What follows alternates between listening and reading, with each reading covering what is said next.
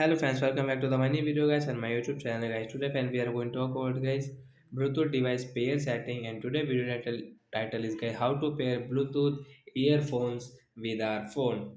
Fans, you have guys your Bluetooth earphones, and fans you want to pair with your phones. So fan, how can you pair? Today I will show you in this video guys.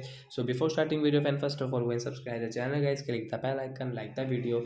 So friends, now let's see how can we pair guys our Bluetooth earphone to with our phone. So first of all guys, open your phone setting, and first of all guys turn on your earphones. So as I will on guys my neckband earphones, and friends I will on my phone setting guys. After on phone setting guys, click on your phone Bluetooth setting, and friends you will have to enable your phone Bluetooth. So we will enable from here, and friends you can disable. So friends you want to disable, so you can disable from here. So after enable guys, you can see guys your device name, available device. So when I have get this Ubon company, I will tap here to pair.